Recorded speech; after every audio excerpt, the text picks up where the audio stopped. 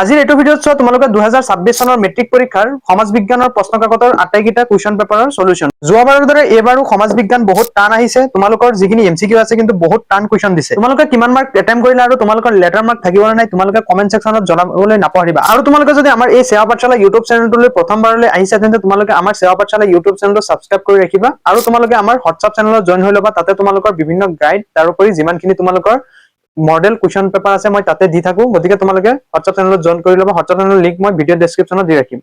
তোমালোকে সেট বিৰ ছ'চিয়েল সায়েন্সৰ মই তোমালোকক ফাৰ্ষ্ট অসমীয়া মিডিয়ামৰ খিনিৰ কাৰণে মই তোমালোকক ফাৰ্ষ্ট এমচিকিউ খিনি ইয়াৰ উপৰি যিমান কুৱেশ্যন আনসাৰ আছে মই আলোচনা কৰো। ইয়াৰ পিছত অৰ্থাৎ ভিডিঅ'টোৰ পিছত মই কি কৰিম ইংলিছ মিডিয়ামৰ কেইজনৰ কাৰণেও বাকি এনসাৰখিনি কৈ দিম। চোৱা প্ৰথমতে এমচিকিউ তোমালোকে ক শাখাৰ চোৱা প্ৰথম যেটো কুৱেশ্যন আছে যে তলত দিয়াবোৰ মিলোৱা আৰু শুদ্ধ উত্তৰটো বাছি উলিওৱা। ইয়াতে অপচন ইয়াত দিছে যে আৰ মামলাই ইয়াত দিছে মহাৰাষ্ট্ৰ। আমি মিলাব লাগে। এইটো একৰ শুদ্ধ উত্তৰটো হ'ব বি।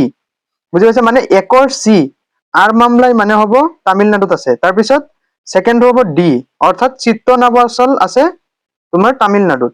তাৰপিছত থাৰ্ডটো হ'ব বি বাঘ ক'ত পোৱা যায় যে মধ্যপ্ৰদেশ। তাৰপিছত 4 নম্বৰটো কোনটো হ'ব অজন্তা এইটো কি হ'ব মহাৰাষ্ট্ৰ। বুজি পাইছা গতিকে অপচন কি হৈ যাব একৰ বি। তাৰপিছত 2 নম্বৰ চোৱা যে তোমাৰ মতে তলত কোনবোৰ বিকল্প সম্পদৰ সন্ধানৰ এটা জনপ্ৰিয় আৰু শেহতীয়া উদাহৰণ যে পানী সংৰক্ষণৰ ওপৰত পাটৰ নাট পুৰণি প্লাষ্টিক বটলৰ পুনৰ ব্যৱহাৰ তাৰপিছত ব্যৱহৃত পেলনীয়া চাহপাত ফুল পুলিৰ গুৰিত দিয়া। কোনটো অপচনটো শুদ্ধ হ'ব যে 2ৰ ডিটো হৈ যাব শুদ্ধ উত্তৰ। তাৰপিছত 3 নম্বৰ কুৱেশ্যন চোৱা যে টাইৱান আৰু দক্ষিণ কোৰিয়াৰ বিষয়ে তলৰ কোনটো বা কোনকেইটা উক্তি শুদ্ধ। অপচন এ দিছে যে মানৱ সম্পদৰ দ্ৰুত বিকাশ। অপচন 2 দিছে বহু প্ৰাকৃতিক সম্পদৰ অভাৱ। থাৰ্ড দিছে উদ্যোগৰ বাবে কেঁচা সামগ্ৰীৰ অভাৱ। ফৰ্থ দিছে পৃথিৱীৰ অগ্ৰণী আৰু সমৃদ্ধিশালী দেশ হিচাপে পৰিগণিত হ'বলৈ সক্ষম হ'ব পৰা নাই। ইয়াৰে কোনটো শুদ্ধ হৈ যাব যে অপচন এ হৈ যাব শুদ্ধ। অপচন চি হৈ যাব শুদ্ধ উত্তৰ। এ নম্বৰ তাৰপিছত 2 আৰু 3 এই তিনিটা হৈ যাব কি শুদ্ধ। মানে মানৱ সম্পদৰ দ্ৰুত বিকাশ হৈ আছে বহু প্ৰাকৃতিক সম্পদৰ অভাৱ অৰ্থাৎ 3ৰ কোনটো হৈ যাব অপচন চি হৈ যাব শুদ্ধ উত্তৰ।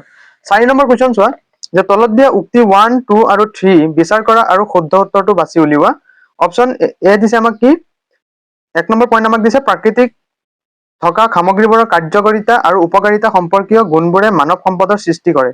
তাৰপিছত সেকেন্ড দিছে প্ৰকৃতিত থকা সামগ্ৰীবোৰৰ কাৰ্যকাৰিতা আৰু উপকাৰিতা সম্পৰ্কীয় গুণবোৰ মানুহৰ জ্ঞানৰ জৰিয়তে উৎঘাটন কৰা হয়।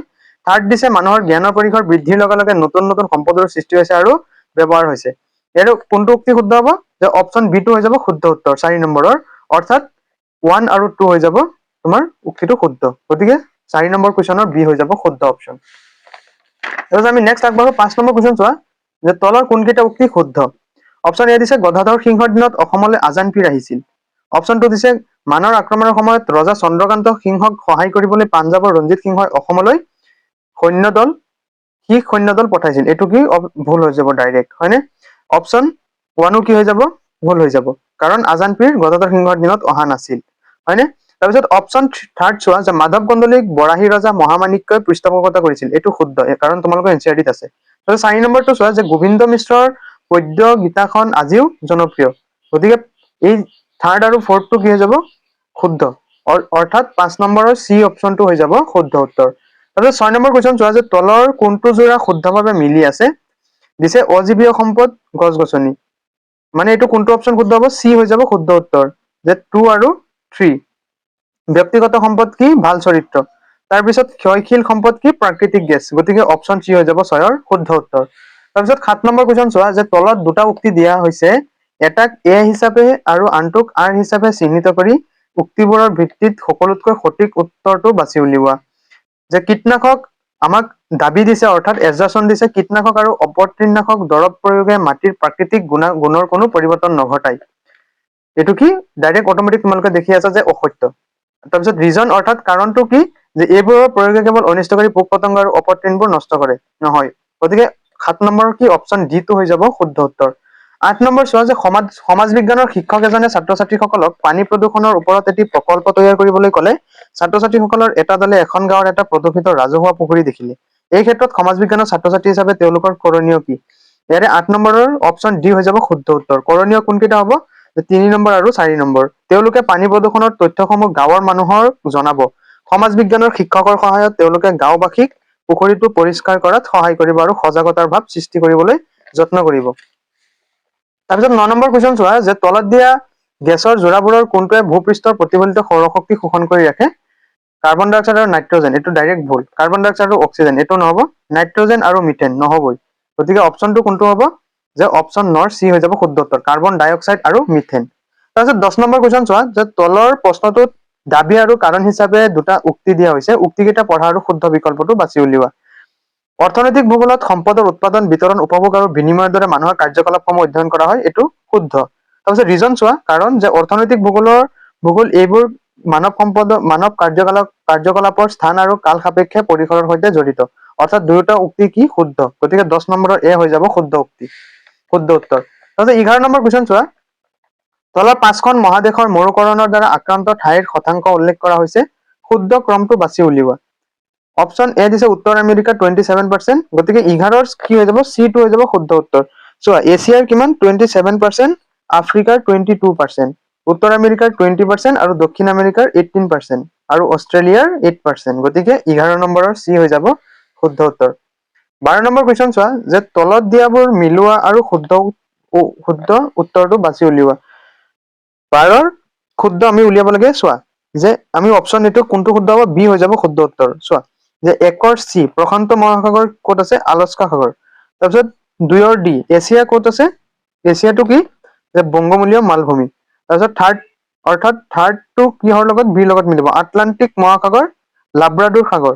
তাৰপিছত 4ৰ 1 এ উত্তৰ আমেৰিকা কি? কলোৰাডো, অৰ্থাৎ মৰুভূমি সদৃশ অঞ্চল। ঠিক আছে, গতিকে 12 নম্বৰৰ বি হৈ যাব শুদ্ধ উত্তৰ। তাৰপিছত আমি নেক্সট আগবাঢ়ো। চোৱা, 13 নম্বৰ কুৱেশ্যন কি দিছে? যে তলত দিয়া তালিকাখনৰ খালী ঠাইবোৰ পূৰ কৰিবলৈ শুদ্ধ বিকল্পটো বাছি উলিওৱা। ইয়াৰে 13 নম্বৰৰ অপশ্যন এ হৈ যাব শুদ্ধ উত্তৰ, যে প্ৰথমতে কি হৈ যাব? বাগদাদ। মানে ইয়াতে হ'ব বাগদাদ। তাৰ পিছতটো কি হ'ব? কাৰণ এছিয়া, ইৰাক আৰু বাগদাদ। তাৰপিছত ইউৰোপ, ডেনমাৰ্ক। তাৰপিছত ইউৰোপ মহাদেশৰ কি? যে ডেনমাৰ্ক হ'ল দেশ। তাৰপিছত ৰাজধানী হ'ল তোমাৰ কোপেনহেগেন। তাৰপিছত আফ্ৰিকাৰ ইয়াতে কি হ'ব? যে মাদাগাস্কাৰ। ঠিক আছে, তাৰপিছত ওচেনিয়া মহাদেশৰ ৰাজধানী ক'ত? অষ্ট্ৰেলিয়া দেশ। ওচেনিয়া মহাদেশত অষ্ট্ৰেলিয়া দেশ আছে, আৰু ইয়াৰে ৰাজধানী ক'ত হ'ব তোমাৰ? যে কেনবেৰা। ঠিক আছে, গতিকে 13 নম্বৰৰ অপশ্যন এ হৈ যাব শুদ্ধ উত্তৰ। তাৰপিছত 14 নম্বৰ কুৱেশ্যন চোৱা, যে ভাৰত মহাসাগৰ সম্পৰ্কে তলৰ কোনটো বিকল্প শুদ্ধ? ইয়াৰে অপশ্যন কোনটো হৈ যাব? ডি হৈ যাব শুদ্ধ উত্তৰ। ঠিক আছে, তোমালোকে মিলাই ল'বা। তাৰপিছত 15 নম্বৰ কুৱেশ্যন চোৱা, যে ব্ৰহ্মপুত্ৰ উপত্যকাৰ বানপানীৰ সমস্যাৰ উদাহৰণটো হৈছে এটা কি? পৰিৱেশৰ স্থানীয় সমস্যা। ঠিক আছে, তাৰপিছত চোৱা 16 নম্বৰ, যে আংগাৰালেণ্ড হৈছে অপশ্যন এ হৈ যাব, যে পেঞ্জিয়াৰ উত্তৰ অংশ।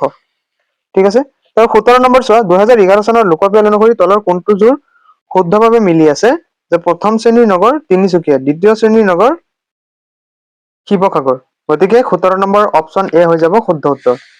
তাৰপিছত 18 নম্বৰ কুৱেশ্যন চোৱা, অসমৰ পৰিবহণ ব্যৱস্থাৰ বিষয়ে তলত দিয়া বাক্যকেইটা পঢ়া আৰু তাৰ পিছত দিয়া বিকল্পকেইটাৰ শুদ্ধ উত্তৰটো বাছি উলিওৱা।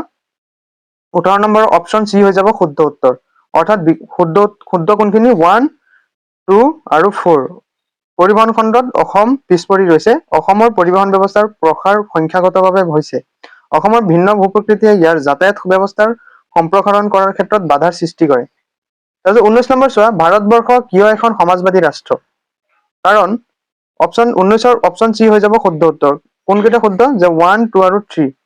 যে উৎপাদনৰ আহিলাসমূহৰ জাতীয়কৰণ হ'ব, জাতীয় আয়ৰ সমবিতৰণৰ ব্যৱস্থাৰে সমাজবাদ প্ৰতিষ্ঠা হ'ব, আৰু দেশৰ অৰ্থনীতি জনসাধাৰণে নিজে নিৰ্ধাৰণ কৰিব। গতিকে 19 নম্বৰ অপশ্যন চি হৈ যাব শুদ্ধ উত্তৰ। ঠিক আছে, তাৰপিছত 20 নম্বৰ কুৱেশ্যন চোৱা, দক্ষিণ আমেৰিকা মহাদেশৰ ক্ষেত্ৰত তলত দিয়া কোনটো নদীসমূহৰ গোট শুদ্ধ? ইয়াৰে 20ৰ চি হৈ যাব শুদ্ধ উত্তৰ, যে আমাজন, অৰিনিক আৰু মিচৌৰি। তাৰপিছত 21 নম্বৰ কুৱেশ্যন চোৱা, ৰাষ্ট্ৰসংঘ সম্পৰ্কে তলৰ কোনটো শুদ্ধ? সকলো সদস্য ৰাষ্ট্ৰৰ সমান সাৰ্বভৌম নীতিৰ ভিত্তিত ৰাষ্ট্ৰসংঘ প্ৰতিষ্ঠা হ'ব, এইটো শুদ্ধ উত্তৰ। ৰাষ্ট্ৰসংঘ গঠিত হোৱাৰ সময়ত অৰ্থনৈতিক আৰু সামাজিক পৰিষদৰ সদস্যৰ সংখ্যা আছিল 15 জন, এইটো শুদ্ধ। ৰাষ্ট্ৰসংঘক শক্তিশালী ৰূপত প্ৰতিষ্ঠা কৰাৰ দায়িত্ব সদস্য ৰাষ্ট্ৰসমূহৰ, এইটো শুদ্ধ। 4 নম্বৰ সচিবালয় হ'ল ৰাষ্ট্ৰসংঘৰ প্ৰাণকেন্দ্ৰস্বৰূপ, এইটো ভুল। অৰ্থাৎ অপশ্যন বি হৈ যাব 21ৰ শুদ্ধ উত্তৰ, যে 1, 2 আৰু 3 এইকেইটা হ'ব শুদ্ধ। ঠিক আছে, গতিকে 21ৰ বি হৈ যাব শুদ্ধ উত্তৰ। তাৰপিছত 22 নম্বৰ কুৱেশ্যন চোৱা, ৰাষ্ট্ৰসংঘৰ কোনটো অভিকৰণ বিশ্বজুৰি স্বাস্থ্য ক্ষেত্ৰৰ পদক্ষেপসমূহ প্ৰসাৰিত কৰাৰ মূলত দায়বদ্ধ? ইয়াৰে 22ৰ কি হৈ যাব? চি হৈ যাব শুদ্ধ উত্তৰ। অৰ্থাৎ ৱৰ্ল্ড হেল্থ অৰ্গেনাইজেশ্যন WHO। তাৰপিছত 23 নম্বৰ চোৱা, তলৰ কোনটো জোৰ শুদ্ধভাৱে মিলি আছে? ইয়াৰে অপশ্যন কি হৈ যাব তোমাৰ? চি হৈ যাব শুদ্ধ উত্তৰ, যে SAARC হ'ব জাকাৰ্টা। তাৰপিছত চোৱা 23 নম্বৰ কুৱেশ্যন চোৱা, 24 নম্বৰ কুৱেশ্যন চোৱা, যে ধৰা হওক তুমি বাছেৰে গুৱাহাটীৰ পৰা ডিব্ৰুগড়লৈ গৈ আছা আৰু এখন চেকেৰে তুমি তোমাৰ বাছ ভাড়া দিব খুজিছা। বাছখনৰ পৰিচালকজনে চেকখন ল'বলৈ অস্বীকাৰ কৰিছে। তুমি পৰিচালকজনক চেকখন ল'বলৈ কিয় বাধ্য কৰাব নোৱাৰিবা? কাৰণ এখন চেকক বিহিত মুদ্ৰাৰূপে গণ্য কৰা নহয়, সেয়েহে ইয়াক গ্ৰহণ কৰিবলৈ কোনো লোক আইনগতভাৱে বাধ্য নহয়। ঠিক আছে। 25 নম্বৰ কুৱেশ্যন চোৱা, ভাৰতবৰ্ষৰ সংবিধানৰ বিষয়ে তলত দিয়া বিকল্পবোৰৰ পৰা শুদ্ধ মিলটো বাছি উলিওৱা। ইয়াৰে 25 নম্বৰত ডি হৈ যাব শুদ্ধ উত্তৰ। চোৱা, কেবিনেট মিছন কেতিয়া আহিছিল? যে 1946-ত। তাৰপিছত খচৰা কমিটি কেতিয়া হৈছিলে? যে 29 আগষ্ট 1947। তাৰপিছত ভাৰতবৰ্ষৰ সংবিধান গ্ৰহণ কেতিয়া কৰিছিল? 26 নৱেম্বৰ 1949 চনত। তাৰপিছত ভাৰতবৰ্ষৰ সংবিধান কাৰ্যকৰী কৰা হয় কেতিয়া? 26 জানুৱাৰী 1950 চনত। তাৰপিছত 26 নম্বৰ কুৱেশ্যন চোৱা, যে ভাৰতত কাগজী মুদ্ৰা কোনে ছপা কৰে? ভাৰতত কাগজী মুদ্ৰা কোনে ছপা কৰে? ভাৰতীয় ৰিজাৰ্ভ বেংক, অৰ্থাৎ কেন্দ্ৰীয় বেংকে। 26ৰ চি হৈ যাব শুদ্ধ উত্তৰ। 27 চোৱা, নীতি আয়োগৰ সমিতিখনৰ গাঁথনিৰ বিষয়ে তলত দিয়া খালী ঠাইসমূহ পূৰ কৰিবলৈ শুদ্ধ বিকল্পটো বাছি উলিওৱা। যে অধ্যক্ষ প্ৰধানমন্ত্ৰী নীতি আয়োগৰ। তাৰপিছত প্ৰধান সদস্য কি হ'ব? যে সৰ্বোচ্চ 4জন কেন্দ্ৰীয় মন্ত্ৰী। তাৰপিছত থাৰ্ড চোৱা, মুখ্য কাৰ্যবাহী বিষয়া কোন হ'ব? এজন ভাৰতীয় প্ৰশাসনিক বিষয়া। ফ'ৰ্থ হ'ব পৰিচালনা পৰিষদ, মুখ্যমন্ত্ৰীসকল আৰু কি হ'ব? কেন্দ্ৰীয় শাসিত অঞ্চলৰ উপ ৰাজ্যপালসকল। গতিকে অপশ্যন বি হৈ যাব 27ৰ শুদ্ধ উত্তৰ। আমি নেক্সট আগবাঢ়ো 28 নম্বৰ কুৱেশ্যন চোৱা, যে অশুদ্ধ উক্তিটো বাছি উলিওৱা। ইয়াৰে অপশ্যন ডি হৈ যাব শুদ্ধ উত্তৰ, যে উদাৰীকৰণ আৰু ব্যক্তিকৰণ প্ৰক্ৰিয়াই গোলকীকৰণ প্ৰক্ৰিয়া বাধাগ্ৰস্ত কৰে। 29 নম্বৰ চোৱা, দেশৰ মুঠ জাতীয় আয়ক মুঠ জনসংখ্যাৰে হৰণ কৰিলে আমি কি পাওঁ? জনমূৰি আয় পাওঁ। একেবাৰে ইজি, গতিকে 29ৰ চি হৈ যাব শুদ্ধ উত্তৰ। 30 চোৱা, যে কলা ধন সম্পৰ্কে শুদ্ধ উক্তি কেইটা বাছি উলিওৱা। কলা ধনৰ বৰণ কলা, এইটো কি? ডাইৰেক্ট ভুল। ই কৰ ফাঁকিৰ সৈতে জড়িত, এইটো শুদ্ধ। ই অৰ্থনৈতিক অপৰাধৰ ফলত হয়, এইটো শুদ্ধ। গতিকে 30ৰ কি হৈ যাব? বি হৈ যাব শুদ্ধ উত্তৰ। 31 চোৱা, লৰ্ড কাৰ্জনে বংগ বিভাজন আঁচনিখনৰ সূচনা কৰিছিল। অপশ্যন বি হৈ যাব 31ৰ শুদ্ধ উত্তৰ, যে 1 আৰু 2 হিন্দু মুছলমানৰ মাজত সম্প্ৰীতি বিনষ্ট কৰিবলৈ আৰু বিকেন্দ্ৰীকৃতভাৱে শাসন প্ৰক্ৰিয়াটো সহজ কৰি তুলিবলৈ।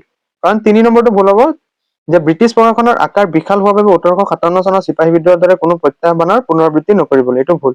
গতিকে 31ৰ বি হৈ যাব শুদ্ধ উত্তৰ। ঠিক আছে। তাৰপিছত চোৱা 32 নম্বৰ কুৱেশ্যন চোৱা, যে তলৰ প্ৰশ্নটোত দাবী আৰু কাৰণ হিচাপে দুটা উক্তি দিয়া হৈছে। উক্তিকেইটা পঢ়া আৰু শুদ্ধ বিকল্পটো বাছি উলিওৱা। ইয়াৰে কোনটো হৈ যাব শুদ্ধ উত্তৰ?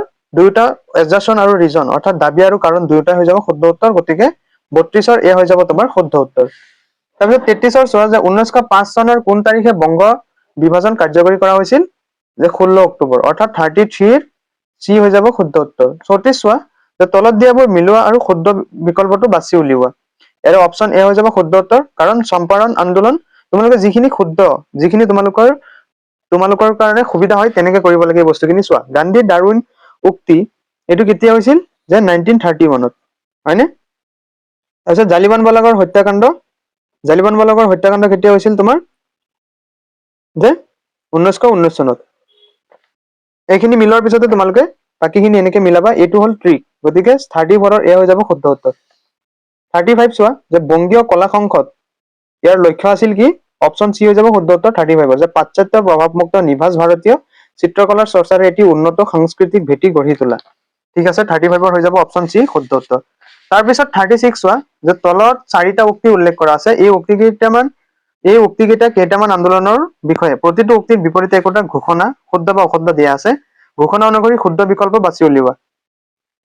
36ৰ অপশ্যন হৈ যাব তোমাৰ শুদ্ধ উত্তৰটো হৈ যাব চি, মানে ইয়াতে কি হৈ যাব? 3 নম্বৰ, যে আইন অমান্য আন্দোলনৰ অন্যতম প্ৰধান কাৰণ আছিল ব্ৰিটিছ চৰকাৰৰ দ্বাৰা চাইমন কমিশ্যন গঠন। এই তথ্য শুদ্ধ। তাৰপিছত 4 চোৱা, যে ভাৰতীয় আন্দোলনৰ সময়ত বালিয়া, চাটাৰা, দৰবাৰ, বালাচুৰ, তালচেৰৰ জনতাই নিজাকৈ তাত চৰকাৰ গঠন কৰিছিল। এইটো হৈ যাব শুদ্ধ। গতিকে 36ৰ অপশ্যন চি হৈ যাব শুদ্ধ উত্তৰ। তাৰপিছত 37 চোৱা, যে তলত দিয়া ঐতিহাসিক পৰিঘটনাসমূহৰ ক্ৰমৰ পৰা পুৰণিৰ পৰা নতুনকৈ সজোৱা সঠিক ক্ৰমৰ বিকল্পটো বাছি উলিওৱা। ফাৰ্ষ্ট কি হ'ব চোৱা, 37ৰ অপশ্যন ডি হৈ যাব শুদ্ধ উত্তৰ। তাৰপিছত 38 চোৱা 38ৰ তোমাৰ অপশ্যন চি হৈ যাব শুদ্ধ উত্তৰ যে তলত উল্লেখ কৰা বৈশিষ্ট্যসমূহৰ পৰা বিদ্ৰোহটো চিনাক্ত কৰা অসমৰ কমিছনাৰ হপকিনছে স্বীকাৰ কৰিছিল যে তেজপুৰ আৰু গুৱাহাটীৰ পৰা সৈন্য আনি বিদ্ৰোহটো দমন নকৰা হলে বিদ্ৰোহটো সম্প্ৰসাৰিত হৈ গ'লহেঁতেন এই বিদ্ৰোহৰ পদ্ধতি ভাৰতৰ স্বাধীনতা আন্দোলনত মহাত্মা গান্ধীয়ে গ্ৰহণ কৰিছিল এই ঘটনাৰ পিছত বিচাৰত সংবৰ লালুঙক মৃত্যুদণ্ডৰে দণ্ডিত কৰা হয় কোনটো হৈ যাব অপশ্যন চি 38ৰ অপশ্যন চি 39 চোৱা ঊনবিংশ শতিকাৰ আৰম্ভণিতে অসমত হোৱা ব্ৰিটিছ বিৰোধী জাগৰণৰ প্ৰধান কাৰণ কি আছিল অপশ্যন চি হৈ যাব শুদ্ধ উত্তৰ যে অৰ্থনৈতিক শোষণ তাৰপিছত 40 নম্বৰ কুৱেশ্যন চোৱা যে গান্ধীজীৰ কৰিম কিংবা মৰিম শ্লোগান প্ৰধানত কোনটো আন্দোলনৰ লগত জড়িত যে 40 ডি হৈ যাব শুদ্ধ উত্তৰ ভাৰত ত্যাগ আন্দোলন 41 চোৱা যে আনন্দৰাম ঢেকিয়াল ফুকনৰ বিষয়ে শুদ্ধ উক্তিটো বাছি উলিওৱা ইয়াৰে 41ৰ অপশ্যন বি হৈ যাব শুদ্ধ উত্তৰ কাৰণ ইয়াতে 1 আৰু 2 শুদ্ধ চোৱা আনন্দৰাম ঢেকিয়াল ফুকন আৰু গুণাভিৰাম বৰুৱাৰ উদ্যোগত 1857 চনত জ্ঞান প্ৰদায়িনী সভাৰ প্ৰতিষ্ঠা হৈছিল এইটো শুদ্ধ